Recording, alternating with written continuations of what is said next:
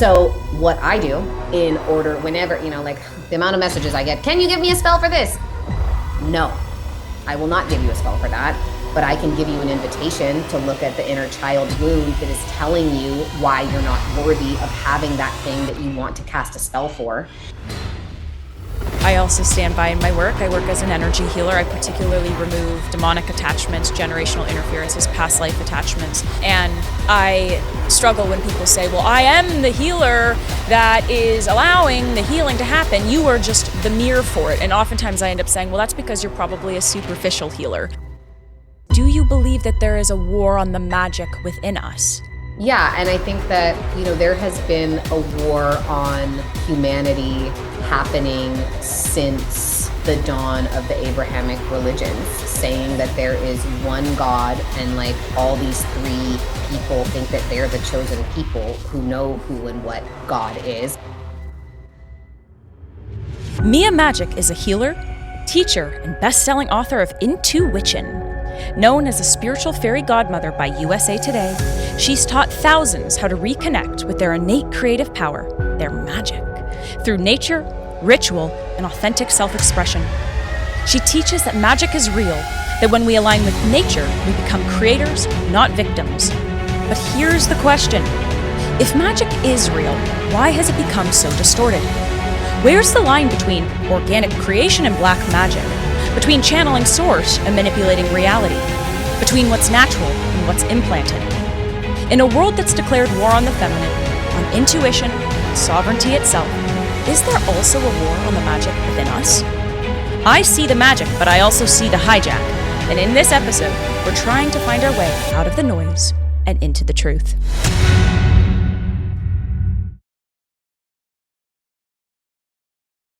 Welcome, Mia, to the Spiritual Debate Podcast. Thanks, love. So happy to be here. I am really excited about this episode because this is my first introduction into the body of work that you do, into the ethos and the principles of who you are. I've taken my time studying, but it's not the same as learning firsthand from you. So I would love to begin, because this is a debate, it's not really storytelling, but I do want to get an essence of your ethos and the principles that you stand for. And so how about you help me understand who you are? What are the most important principles and philosophies you stand by, particularly about magic? I think that for me, magic just feels like a euphemism for our power, for our energy, for how we direct our focus in the world. And I think that we talk about only using 10% of our brains or having junk DNA.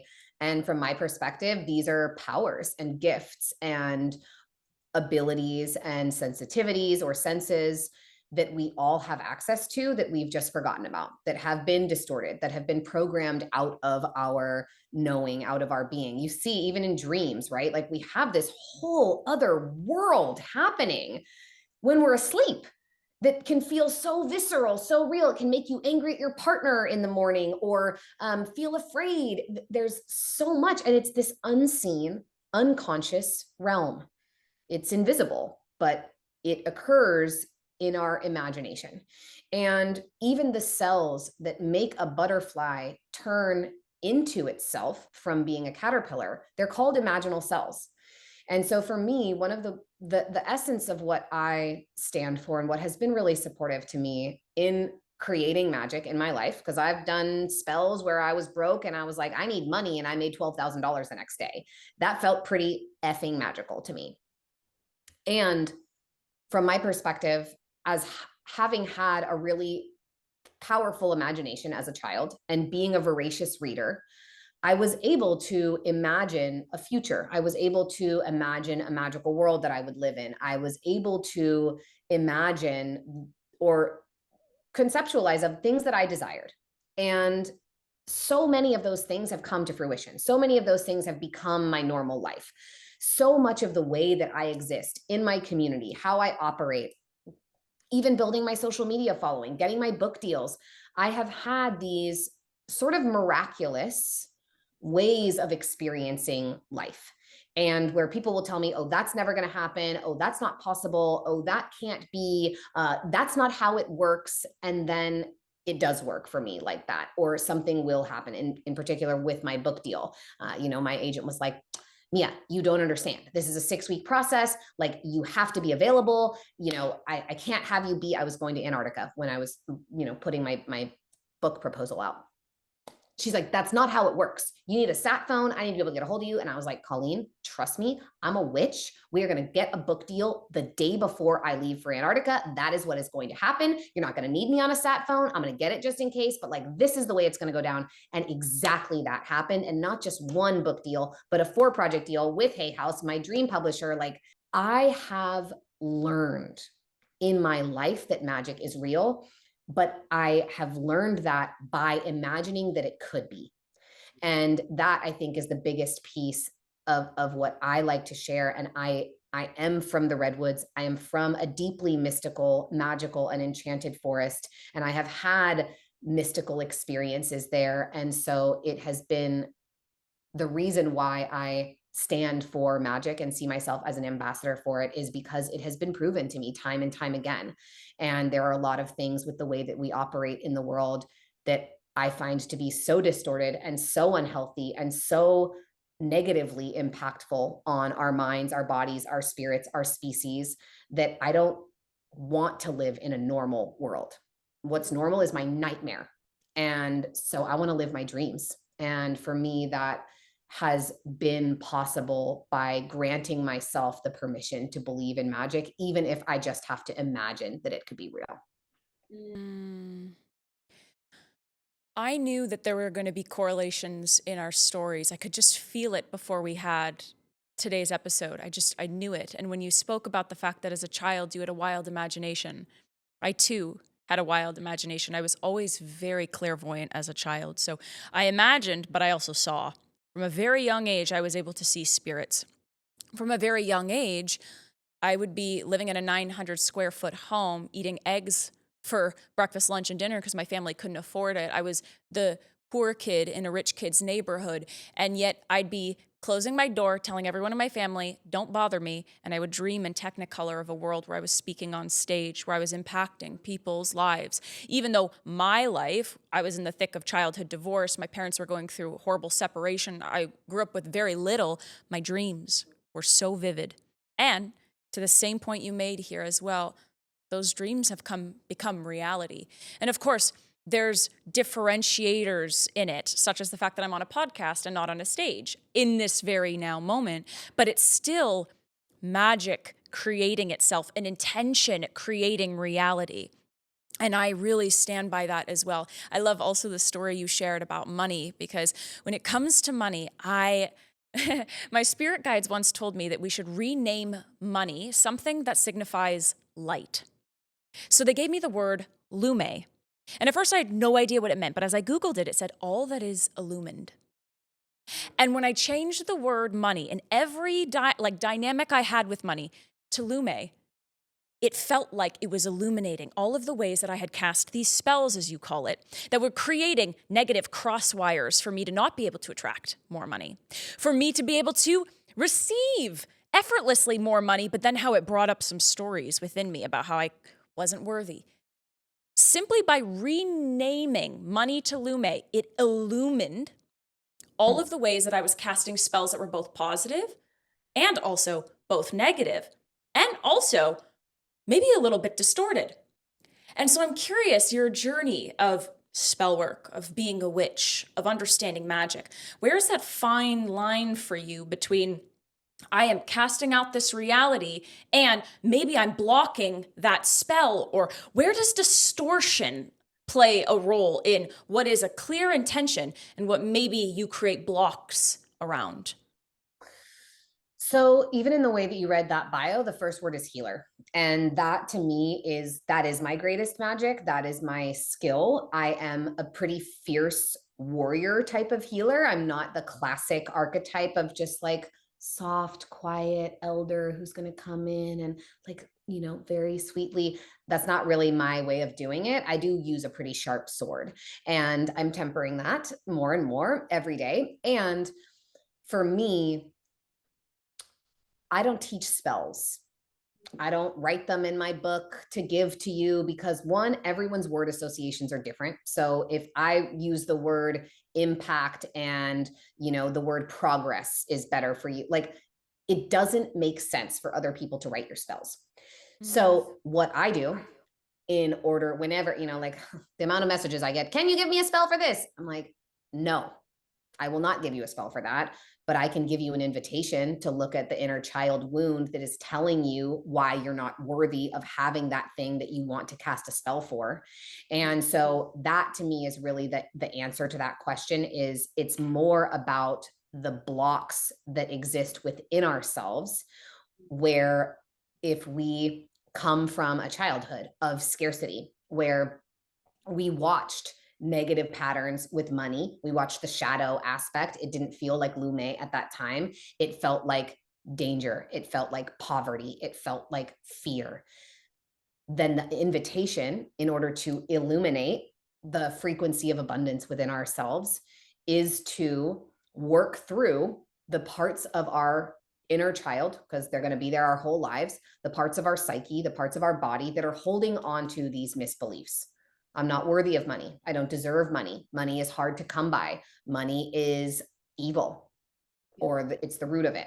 And so for me, I, before I do any spell, before I do any manifestation ritual, I'm going to look at what's in the way. What is the block? Because there's no way you're going to manifest the money that you want if your psyche and your subconscious believes that it's impossible or that you don't deserve it. It's just not going to happen. And so that is my deepest work. Those are the spells that I cast. I'm a healer.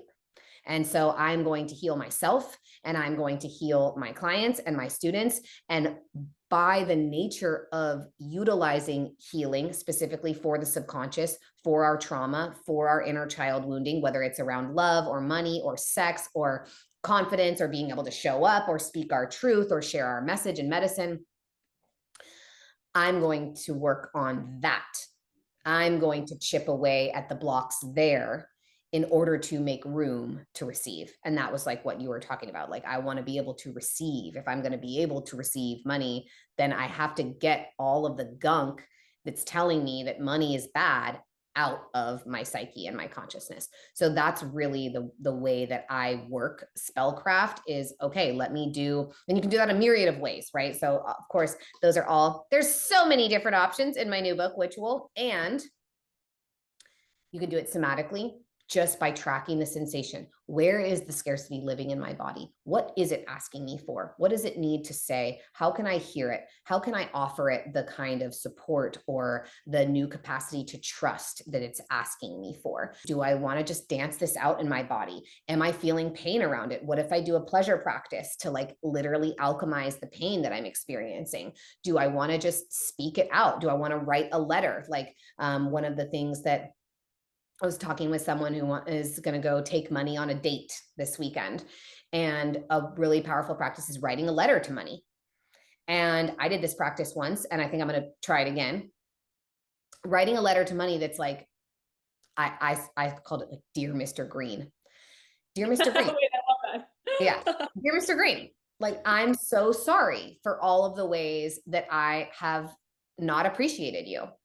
I'm so sorry for all of the ways that I've tried to protect you or tried to keep you safe and just ended up locking you away. That I was like hoarding you or, stifling you, that I wasn't letting you be free and flow. I'm so sorry for the moments that I was afraid of you and the moments that I felt desperate and needy and like wanted you so badly to come into my life and how I showed up in that way, right? Like, you can say anything, and so that to me is the kind of invitation.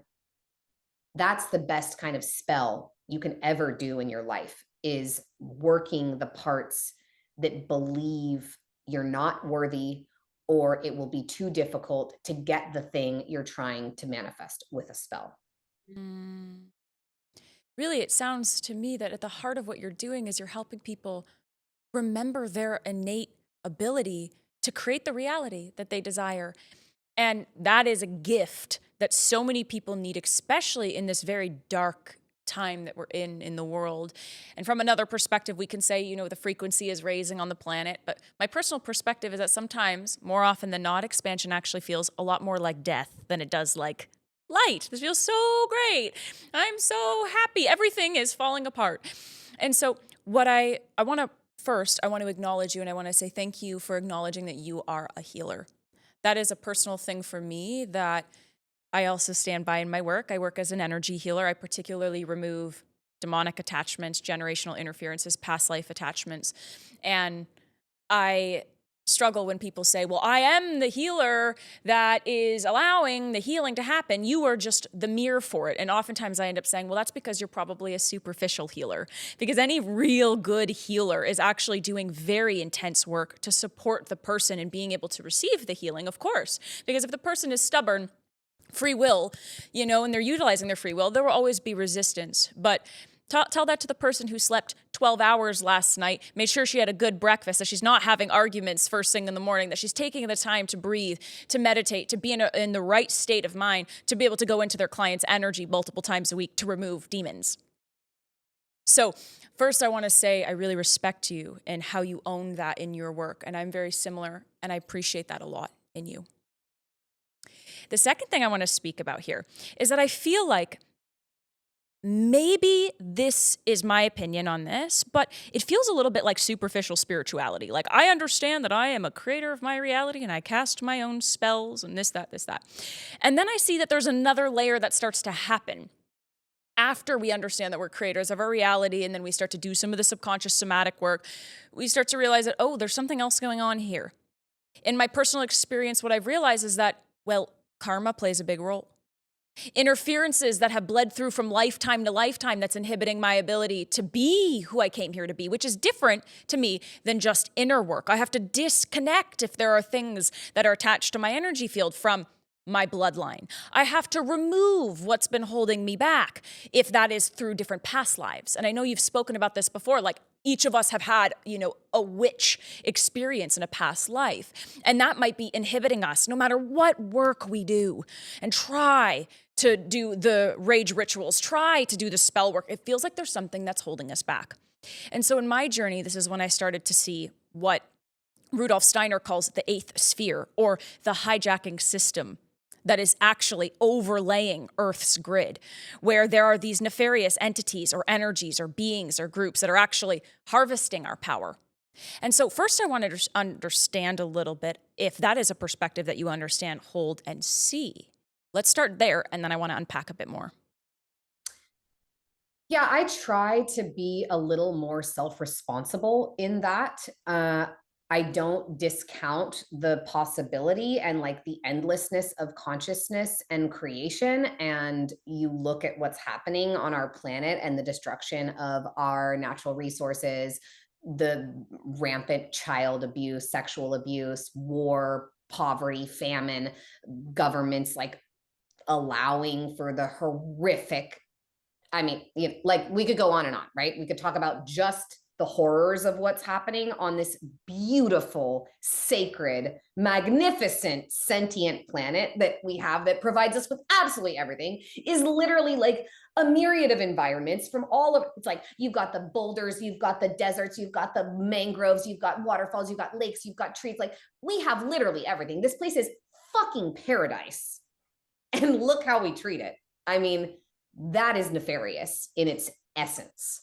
So I don't discount or deny that there is a sickness, a plague that is existing in some way, shape, or form. I don't personally work a lot with like trying to sort of outsource or like do the demonic entity thing, just because my perspective is like, what can I do with my demons? The more I work with my demons, the more I work with my nefarious patterning, the more that I work with how I unconsciously consume, the more that I work with the ways that I cause negative impact, or I have a damaging footprint, and I work to change those things. If I am a microcosm of the macrocosm, that is the only fucking thing I can do. Yeah. I have nothing else I can control. There's nothing else that I am in charge of other than myself.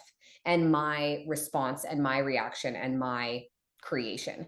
And so I mean, definitely like, and you know, I'm a witch. And so I know that I am both the witch and the witch hunter. I know that I am colonizer and I'm the colonized. I am the priest and I am the priestess. And I am the slave and I am the slave owner. And my intention with those kinds of conversations is, again, like I just said, is to work with what in me, how am I, you know, we talk, it's like the child abuse thing. Selling children on the black market. Are you fucking kidding me? That is the sickest, most twisted, unbelievable, like literally cannot fathom that that would be happening. And people are like so up in arms about it, myself included. We abuse our inner children every single day. Oh, that sexual impulse. Oh, that emotion. Oh, that thing you want to say. Oh, that dress you want to wear. Oh, that trip you want to take. Oh, that job you want to quit. No fucking way. You don't deserve that. You're not worthy of that. You don't get to have that. You shouldn't go there. You shouldn't try this. You shouldn't risk that.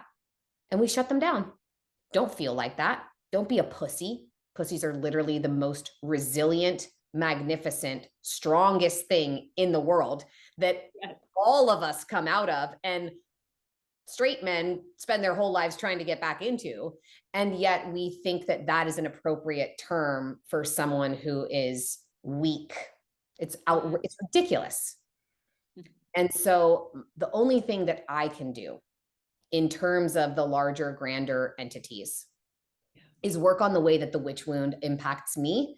And I can show up as a teacher the way that I do and do my best to support the healing of others in person, in retreats, with my content, with the way that I live my life. And that's just all I've found, because I was like kind of deep in that world at a time in my life. And I just found that there wasn't much I could do about it. Yeah. And I didn't like feeling helpless against something that was just so much larger than me. And so what really helped me was feeling like, okay, if all I can control is myself, then I'm going to do that. And I'm going to do my fucking best. And, you know, sometimes it works and sometimes it doesn't. Well, ain't that the fucking truth? But I respect that a lot, because it is true that we can look at what is happening in the world and there's so many different avenues of pure evil, pure disgusting, revolting actions everywhere we look. And we have to be so mindful, at least in what I see in my world, because a lot of times I see spiritual psychosis, taking in way too much, trying to understand it all faster than the body can hold. And then what ends up happening is that beautiful imagination that we have ends up becoming a prison. And we don't actually know the difference between what is imagination, what is a clear message, and what is just an absolute fabrication. And so what I love is that you're saying, start with you, stay with you, and the rest of the world, we're not dismissing it. That's not what I'm gathering at all from what you're saying. You're saying, I tried it, I went in there, I am a spiritual warrior, but maybe my war to fight isn't trying to understand this hijacking system, but clearing any part of me that is available for any form of hijack. Is that what I'm gathering from what you're saying here? Exactly. Yeah. Okay. If I let myself be hijacked, I'm participating. Yeah. If I choose consciously to see where, especially like any thought pattern, any way of operating, does this feel like me? Does this feel like something that is true to me? Like my last relationship, there were a lot of moments where I got super enraged. I reacted poorly. And it just feels like sometimes, not all the time, but sometimes we can sort of gaslight or like scapegoat a demonic entity, or like, oh, that wasn't me. That was like, because I got hijacked, and then we don't take responsibility for the ways that we've shown up and the ways that we've made mistakes. So now in the dynamic that I'm in now, I don't raise my voice. I don't get reactive. I fucking hold myself like a queen. I learned how to do that. I learned by what not to do. I learned by making mistakes. And I've chosen to not allow myself to get hijacked, whether I want to call that by an entity or a demonic possession, or the response that I have to the way that my dad didn't show up for me and like neglected me and wasn't able to give me what I need from a man. And so I'm watching that mirror in my former partnership, and then I'm getting what I need in the one that I'm in now, and I'm responding differently. I can say that I was hijacked, but I also have to take responsibility for the fact that I allowed myself to respond that way. We always have a choice, you know, when we react, when we do something, like, there is a choice point. You know, when you start to get fiery and you're like gonna get worked up on somebody, there's the moment right before it happens where you feel that fire rising up in you. You feel those words, those daggers on your tongue. You feel them coming up and you choose. And that is the part to me where I just, it's not to say that, again, there aren't larger, grander forces, but I do believe that we can cultivate the kind of power and the kind of self-responsibility that allows us to protect ourselves from that kind of hijacking, and then make profoundly conscious choices in the ways that we show up and the ways that we operate that are so aligned with our highest truth, or aligned with the divine, or aligned with source, that we are not aligned with being hijacked. Does that make sense? 100%. And what I actually find when you said that sometimes we can say, oh, well, that was not me. That was the collective energy. That was the full moon. We just came out of an eclipse, or that was an entity. In the same way, I also find the inversion of that in my work, where sometimes people think that it's a shadow, but something else has entered the field, right? They're at a retreat and they think that they're having some sort of somatic experience, but actually they've opened up the field, their energy's exposed, something latched and attached to them. And then they think that they're just simply integrating for the next 10 years of their lives. But it was actually that something else entered the field. So I feel like there's a inversion to that as well. And there's a flip side. Exactly. It's a both and, but no matter what, there's an entry point in the field. At some point, there is an entry point. And as we are raising our consciousness, as we are exploring consciousness, as we're aware that we're exploring consciousness, and there's all of the multidimensionalities, it enters, no matter what that is, whether that's the rage in our belly, and that's coming from what we didn't receive as a child, or something else has entered the field. We have to acknowledge that there is an entry point. But now here's where it gets a little bit spicy, because in my work, I see that there are light chords and dark chords that different nefarious energies can enter. And this is not something I hear a lot of. And I'm curious if you've seen this in your body of work, doing spell work, working even publicly, like you're quite visible. And we can use spells for nefariousness, but we can also, as we start to grow in our mission, these different nefarious beings can attach to our light. They can attach because we're visible. The way I think about it is like if you turn your porch light on and all the mosquitoes and the moths come to the light. There's something to be said about when I start to remember my power, things will start to try to infiltrate, stop us, impact us. And it's very rare that I see somebody who is at the, let's say, the upper echelon of global impact that has maintained the purity of the initial spell, meaning somewhere along the way, something else entered the field, whether that be their greed, whether that be public hate and it turns into something it isn't, whether that just simply be, there's not enough capacity for me to go higher, so what shortcut do I have to take so I can get there? Or, of course, we're having conversations about different types of nefariousness. So in your experience, one, have you seen that with different people in higher and higher levels of success? The spell becomes distorted or their intentions become clouded. Or do you see that even in your own life, you have to kind of check yourself as you grow into higher visibility? Like, what does that look like for you? And have you seen it in others? Yeah, I've definitely seen it in others, and I can only speak to my own experience because I don't, you know, I'm the one living my life. And so, yes, I mean, certainly I've watched friends, people, teachers blow up, and like things do change. And I also don't really operate in close proximity with people like that. Like I value my community so endlessly because we are all on the path of like, let's continue to grow so that that doesn't happen for us. And like so in my experience, the level of rage that I used to have did feel like something outside of me.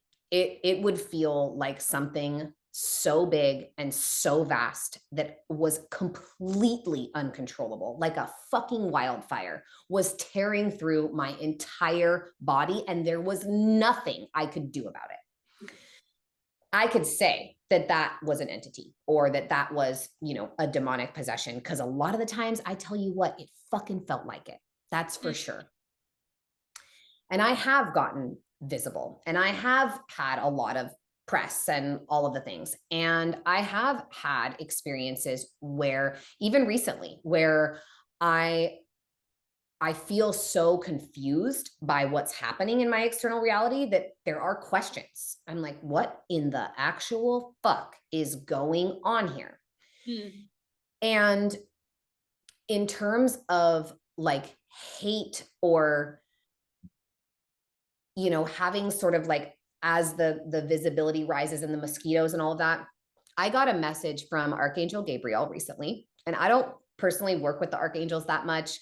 Even in my more like thelemic Golden Dawn OTO kind of Crawley-esque training that I did like many years ago, I'm super not into that vibe now, but some of the rituals where you like invoke the archangels, I would always change them for goddesses names, just because I wanted to make those rituals my own.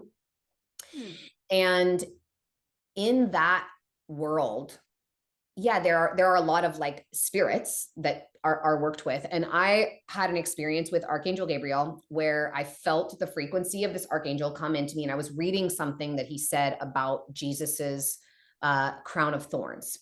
And we think of the crown of thorns being this punishment. He's wearing these thorns to like poke into his head. Hey there, it's me, V. So, as you can imagine, this is my first podcast. And so I'm learning all of these new ropes. And did you know how important ratings were? I didn't.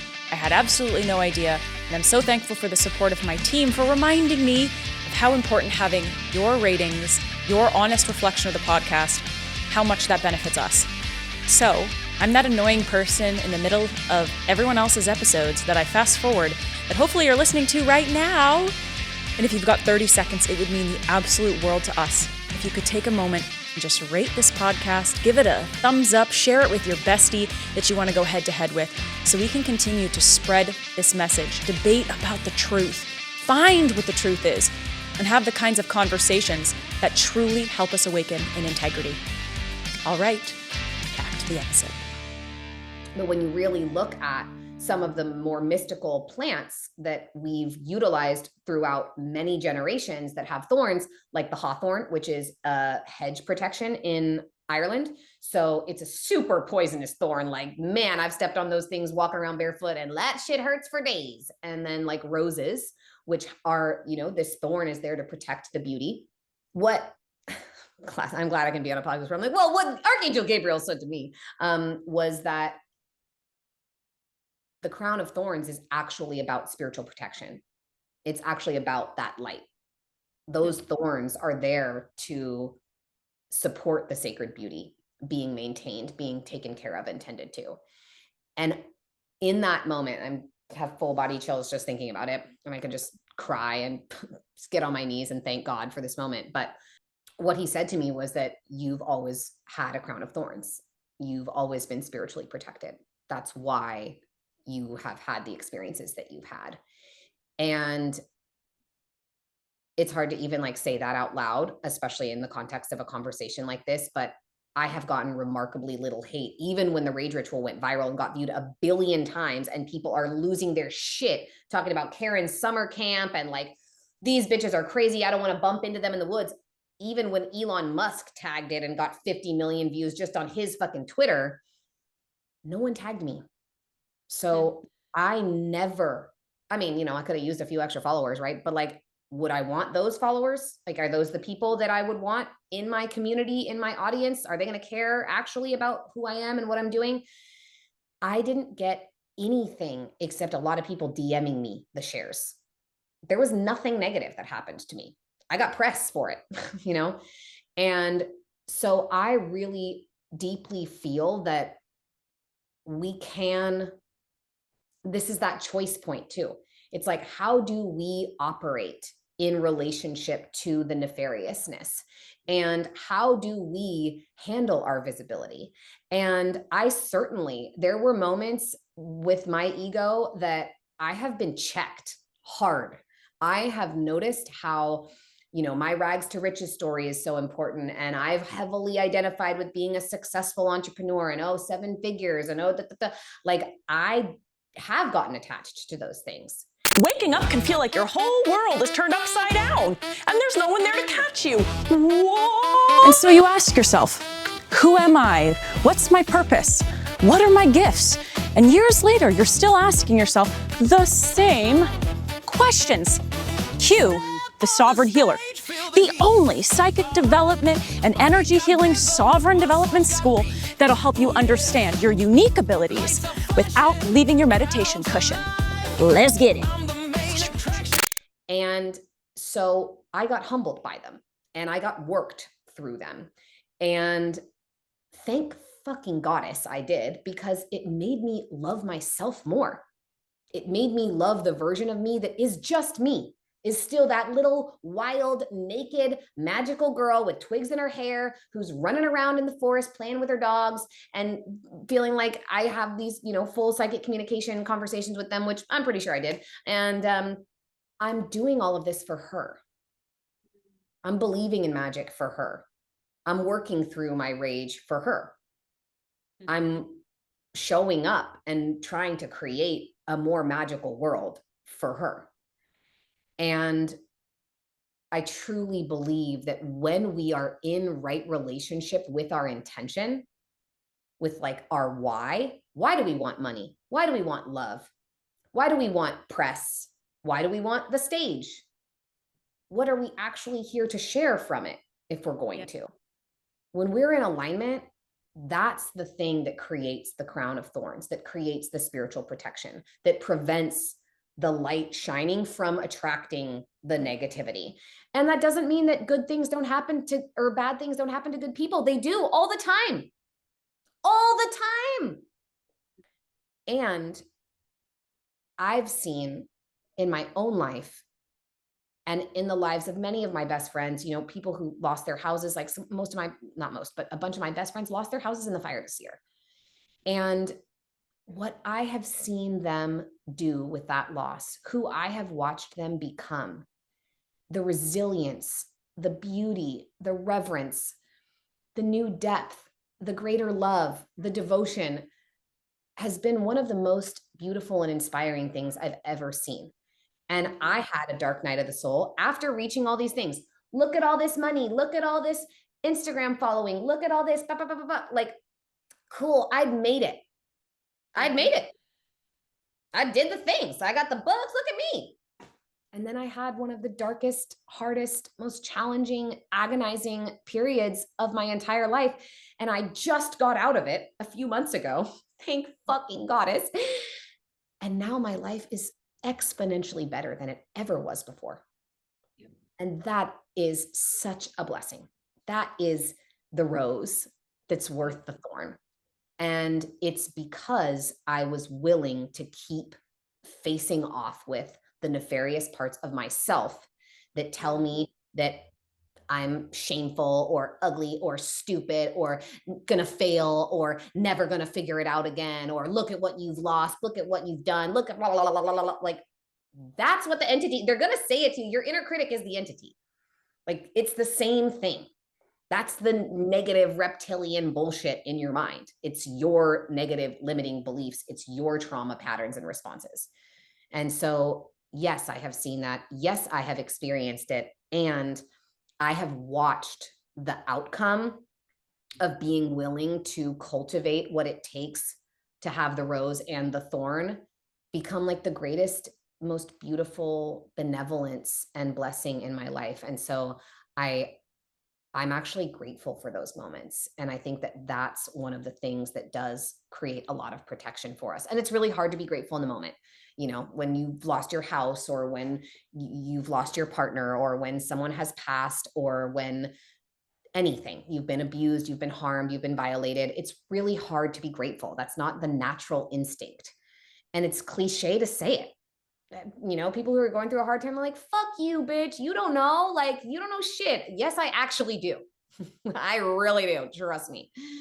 And it took me like 18 or 19 months of being in profound spiritual agony, even after having made it, to then be able to get back to a place where I can feel grateful for my life again, because winter finally blossomed into spring. And that is inevitable. Like, this too shall pass, whether it's good or bad. And so I really believe that that's the only way that we can get through rising, falling, being visible or not, the darkness coming and attaching onto us. It will but it's not always bad for the darkness to attach onto us. Look at what happens in the dark. If the sun never stopped shining, plants would die, and so would we. We would not survive. We need the darkness. We need the night. And the void and the nothingness and the shadow is where life is born. And that has certainly been my experience. The darkest times are what led me to my illumination. They're what led me to try and seek and find and cultivate the light within me, and what allowed me to then illuminate that darkness that allowed that spring to blossom and flower once again in my life. It's like it purifies the why.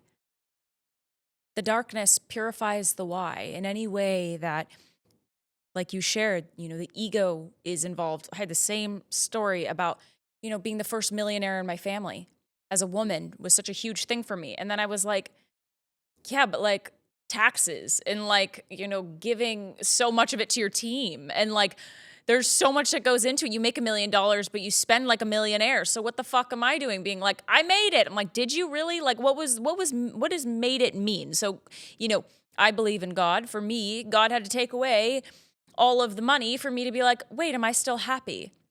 And the realization in my life was that if someone asked me a few years ago, V, what makes you happy? I wouldn't be able to know what it is. And I think that was actually the heartbreak for me, was that I was trying to make it in the visions that I had as a child. But the truth was, making it without sustaining the love, the gratitude, the appreciation, the faith alongside of it, and you're just bulldozing towards it, well, the darkness is going to have to drag you so that you can learn what is the why, what is the driver. We got to keep the heart in the spell. Otherwise, we're just forcing. We're just trying to fill something. I had a guest who spoke about that we all have this God-sized hole in us. And we need to be able to fill it with something. And ideally, we fill it with a process that lights our soul, our spirit, our essence, our spiritual why on fire. And that's really what I gather from what you're saying here, is that despite whatever the nuances are of this crazy time and world that we're in, what matters the most in the essence of what I'm gathering from you is that we have the power to keep the faith and keep the trust in the experience. And even if we can't find gratitude yet, we can find the faith, we can find the trust, and the gratitude will inevitably come as a byproduct of us staying in the mess of whatever the hardship, evil, destruction is, and in that, it will rewrite the course and it will turn the water to wine and we'll understand the blessed behind the thorns on the crown. That lands for me. Beautiful. Thank you. Good reflection. Yeah. I really loved this conversation for so many reasons. I feel such deep embodiment from the work that you do, which is not surprising. Those are the only people I want to have on my podcast. I don't want people to come in to try to break a perspective. I want somebody who can build theirs with mine, and together we can come to a mutual understanding, a mutual reverence, or a mutual disagreement, which I honestly think the world needs so much more of. I honor you, I respect you, I love you. That is not my opinion. I love you, I honor, I respect you. I can see where truth is in that for you. I love you, I honor you, I appreciate you, but that is not for me. And I feel like we see the world in very similar inner children. And maybe just some of the warriors that we are just has a different sort of truth that we're fighting for. And so my question for you to kind of conclude this episode is, do you believe that there is a war on the magic within us? Oh, absolutely. Yeah. And I think that, there has been a war on humanity happening since the dawn of the Abrahamic religions, saying that there is one God and like all these three people think that they're the chosen people who know who and what God is, when God is so far beyond human conception, really. Like, if you want to think about the thing that created this entire vast, endless, and constantly expanding multiverse, while we're down here on this little tiny planet, bitch, you have no idea. You don't know nothing. Like, nothing. We know nothing compared to what God really is. God is everything. God is the intelligence that makes the acorn into the oak tree. God is the thing that gives elephants their trunks. Like, God is everything. Everything. And the war on our magic is the war on the true nature of God. And you can see God everywhere in nature. That's why there's also a war on nature. That's why our natural resources are being plundered and pillaged and desecrated at a rate that is not, like, alarming doesn't even begin to cover it. That's not a word that makes sense. It's at a rate that is unsustainable. It's at a rate that is going to impact the survival of our children. And I think, there's so much we could go into on the history of the war on magic, but even the Bible says we are made in the image and likeness of God. Well, if that's the case, then God is a woman, or God has feminine essence, because the creative force comes from the feminine. We give birth. That doesn't discount the seed. God takes two to tango. But women create life. Women have a direct line to the divine, where I can go from bleeding and having my period 1 month to having a seed planted inside of me that is fertilized by my body, and then actually creates a new life that isn't just a body. It has a soul. It has a spirit. It becomes a human being. And there has been a war on the feminine. There has been a war on nature. There has been a war on the divine. Even when you look at the nature of the divine, before the church, there was no such thing as hell. There was no such thing as evil. There was no such thing as the devil. The divine counterpart was mother and father. And the mother was turned into the father, and the father was turned into the devil. That's why the devil has horns and hooves, is because those are the masculine forms of the pagan deities, of the ancient mystical and mythological masculine, the father nature, that was the counterpart of the beings that provided us with food and nourishment without killing them. Sheep, goats, cows. Our humanity would not have survived without those three creatures. Like, they helped us so much. And the masculine forms, the rams and the bulls and the whatever you call male goats, billy goats, right? They have horns. And so we made the devil, we made the father into the devil. That is a war on the family unit. That is a war on humanity. That's a war on our own masculine side, the way that there's a war on our feminine side. Oh, we're not supposed to feel. Oh, we're not supposed to have sex. Oh, we're not supposed to create. Those are the feminine elements, the feminine aspects. So our feminine has been shamed. So we're not able to show up, stand up, create the way that we all would if femininity was celebrated. And then only disempowered, toxic masculinity is celebrated. And if we are not in that divine union within ourselves and within our own bodies, it's very hard to create because it takes those two to tango. It's very hard to give new life to what you want to bring into the world. And that is our magic. Finding that connection between our masculine and our feminine, our direction, our purpose, our motivation, our drive, our action, and our inspiration, and our creativity, and our feelings, and our intuition. And so it's a war on our species. And maybe that is the thing that is the like greater, larger, nefarious entity that is happening. And in my experience, the only way that I can properly and adequately fight against that thing is by devoting myself to creating that divine union within, is by believing that I can access or actualize magic in my life in order to create change, create positive impact, create the kind of world that I want to live in. And so it does feel like spiritual warfare. And it feels like we all do get to fight with different weapons, different swords of truth, different, I love that song, like Love is the Weapon. Love is the weapon.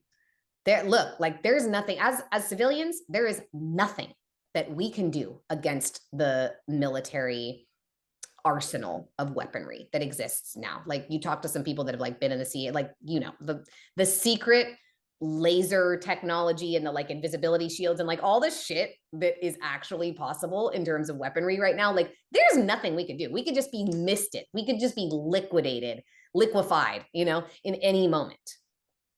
But guess what happens to a caterpillar before it becomes a butterfly? It gets liquefied. And so I don't want to worry about what I'm going to have to do against these weapons of mass destruction. I want to worry about what I can do to create peace and harmony in my life and ripple that out as powerfully and profoundly as I possibly can in order to impact as many people as I'm able to. And that's all we can do. So I think that fighting the war against the war on magic is really about just finding what your magic is and being willing to look at it and cultivate it and heal the blocks that are in the way of you feeling safe to express it. Well, I couldn't agree anymore. And my main goal in life is to be on my natural path of life. I want to be as close as I possibly can to the nature that the divine created me in. And so I'm personally willing to fight through any of my own internal karmic interferences to be able to be on my narrow. And when I say my narrow, I mean the dialogue I got between me and my eternal creator. I want to completely, without fragmentation in any way, completely embody the full essence of my sovereignty. What makes thee here in this meat suit at this time, called to speak in these ways, called to use my voice in this way, called to express in this way, called to experience wholeness in this way. And so I find that there's similarities in the threads of what we're both here for, which is at the heart of it, what I feel is wholeness.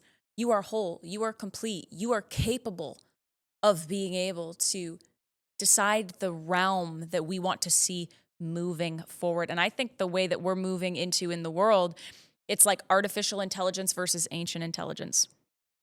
And those of us that are on the path of true light, not false light, not weaponized light, it's not artificial.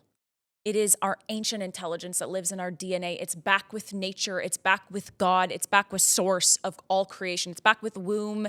It's back with our ability to close our eyes and to open our third eye again. I think this is such a beautiful way to complete and to see our little inner children. I have this vision of me whenever I see my inner child, and I'll paint the picture for you. I'm at my no-no's house. It's my grandfather's house. And in their backyard, they've got all these tomato trees. And we go up to the tomato tree and we eat it right off the freaking branch. And I've got all this juice all over me. And then he takes the sprinkler and he turns on the sprinkler. And I've got this cute little onesie bathing suit on, about 3 years old. Every time I imagine, like, what is my most abundant V? This is what I see.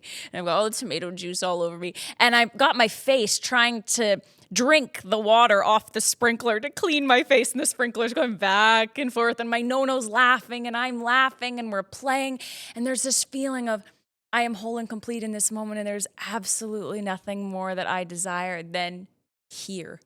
Here is where I create. Here is where play is, and here is where I remember that I am enough, I am whole, and everything I could ever need is right in front of me. Or as maybe you would say, it's right in the creator and the creatrix. It's right in the god and the goddess. And it's right in the merging of nature and our ancient intelligence. So, Mia, thank you. Thank you for your time. Thank you for your energy. Thank you for your essence. The word that comes through when I speak with you is aliveness. Like, thank you for being so alive in You're not life. the only one, girl. I love being alive. Yes, amen. I love being alive too. I feel like that's why I've never worn such bright colors for the podcast, but I just had a feeling I needed to like own the heart chakra, my friend. So, do you feel called to share any final pieces with us about the war of magic, magic in general, or anything that's resting on your heart as we conclude today's Spiritual Debate podcast? I think that I would just say that none of this is to discount the harm that has been done to us by others. None of this is to say that if you have been hurt or violated or abused, that it's just like your fault or it's something that you need to deal with. It's only to say that you get to choose how you respond. That's all we can ever do. Horrible things happen every single day. And if we let horrible things impact us to the point where we keep perpetuating horrible things, where we keep harming other people, where we let the hurt that was caused to us give us permission to keep causing hurt to others, then we are perpetuating the war. And, you know, I met this little girl once. She's actually Jason Momoa's daughter, badass. And I told her, like, if you could wave a magic wand and do anything, what would you do? She was like, oh, I would end all wars and I would blow up all the bombs and guns. This kid's amazing. And then I saw her fighting with her little brother a few minutes later.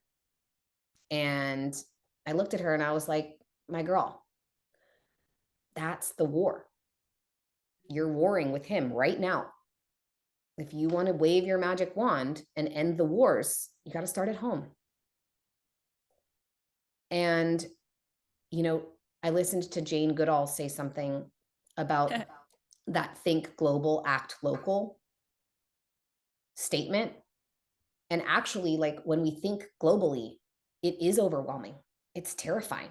It's scary. But if we think locally, if we think about being able to impact the water in our aquifer or the farmers in our area or the pollinators in our environment, by not planting lawns, by letting native plants return, by not blowing our leaves away so that all the little bugs and critters that are utilizing those leaves and are actually supposed to alchemize those leaves in order to fuel the trees, to give the trees the kind of food that they need to keep growing, which is their own leaves. It's their own waste product is the thing that allows them to be fueled for the future. If you can just make small changes, these are the external changes, right? Like, I don't shop at Whole Foods because it's owned by Amazon. I don't order from Amazon. I only shop secondhand. I shop at the farmer's market or at my local co-op. I become a member of my co-op. I pay for my local co-op to stay, to maintain, because I want a co-op in my life. Because I want the people who are tending to local businesses and local farms to be supported. I want them to stick around. If you can think locally and make changes, it's the same as thinking locally within yourself, like we've been talking about this whole time. You will change the world. You are not here for nothing. You are here for a reason. You are part of the greater whole. You are a thread in the tapestry. And we've all worn something nice, and one thread can get pulled and it creates a ripple. It's something you notice. It can cause disruption. So each thread matters. And I want people to remember that they matter, because that is what gives us permission. And that is what motivates us to do something. Your magic matters. Who you are matters. Your pain matters. Your pleasure matters. And so my prayer is that all of us listening and on earth will feel the importance of our impact, feel the importance of dealing with our responses the same as we do with our routines. Where am I shopping? What am I doing? How am I reacting? How am I consuming? How am I consuming content? How am I consuming conversation? How am I consuming food? And how is that impacting my body that is a reflection of the body of the earth? Bones, like the stones in the mountains. Breath, the wind within us. Blood, water, the rivers and creeks and streams in our veins. And then our beating heart is our electricity and our energy. We see the light from the sun. This giant ball of fire is what allows us to see. We are nature. And when we remember that and act accordingly, we can fundamentally shift the nature of reality. And that is what I pray to be in support of all of us doing who are here on the spiritual path, so that we can shift the tides and the trajectory of where our planet is heading. Because this is a turning point. It's imperative. Like, we need critical mass right now, and we need all the warriors standing up and fighting their fight in their way. And that's the only way that we will be able to win this war against magic. But I do wholeheartedly believe that we can and we will. And it is done, as a great witch might say, that it is already done across all time and space. And we are simply the conduits of bringing that into form. And we need to use our words, our hearts, our intentions, our reactions wisely. Because every moment in this timeline shift, in this great planet that we are on, matters. And I love that you brought in Jane Goodall, because I watched her extraordinary documentary yesterday, actually on Netflix, her famous last words. And she literally said, pretty much verbatim, you matter. If you are on this planet, you matter. You have a mission. You have a reason. It may feel like dark time. She said, I'm happy to go at this time because it has gotten darker and darker, but I feel like I've passed the torch. And I feel like you and I, what a gift it is to know that we are holding the torch together, walking side by side into hopefully a more ancient, intelligent world. So tell me, as we close out today's podcast, how can people learn from you, receive you, and continue to receive the medicine that you offer to the world? Well, my second book, Witchual, has just come out. And so pre-ordering my book, this book is so chock full of everything that we're talking about. How do we do shadow work? How do we work with our inner child? My chapter on inner child work is called Singing for My 7-Year-Old Self. And this book is available everywhere books are sold. And you can find me on Instagram, TikTok, YouTube. My website is Mia Magik, MIAMAGIK. And this really, I wrote Witchual to give us an opportunity to really bring that ancient intelligence forward into the modern day. We've lost our rituals. We've lost our rites of passage. We've lost our communal, ceremonial, intentional ways of being and working magic together. And so I wrote this book as a way for us all to reclaim that ancient intelligence. It's chock full, every chapter, of beautiful ways that we can really reclaim that power and live a more fearlessly authentic life and fight the war against magic. Love it. Do I read IntuWitchin first and then Witchual? What do you recommend? You can read them either way. There is Okay. a lot of information in Witchual that I think serves and supports being able to read the language of the universe in a deeper way, of the very symbolic language that the universe is speaking. It doesn't speak English or Spanish or Hindi. It speaks symbol and number and element and animal crossing your path and type of plant that's stuck to your pants.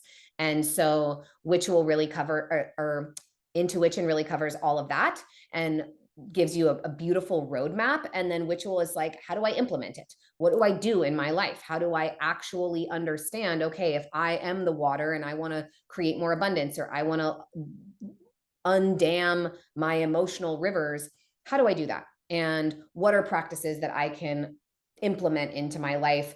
Really, for me, I didn't want to have anyone add anything to their to-do list. I wanted to just be able to shift the attention and intention of how we do everything that we're already doing. And that's really the way that we live a ritualistic life. Ooh, ritualistic life. I love that so much. Please, everybody, receive Mia's medicine and all of the extraordinary work. I love this. This is legacy work in real time. Every time I meet an author, I'm just like, it's like motherhood. Like, I just have such a deep respect for anybody who's taken the time to, and the art of creating something from cover to cover. And so I appreciate you. I honor you. I respect you so much. Thank you for being on the Spiritual Debate podcast. And we will leave it with our guests today. Now, is there a war on the magic within us? And if so, then we must be the reason that the war wins too. See you soon.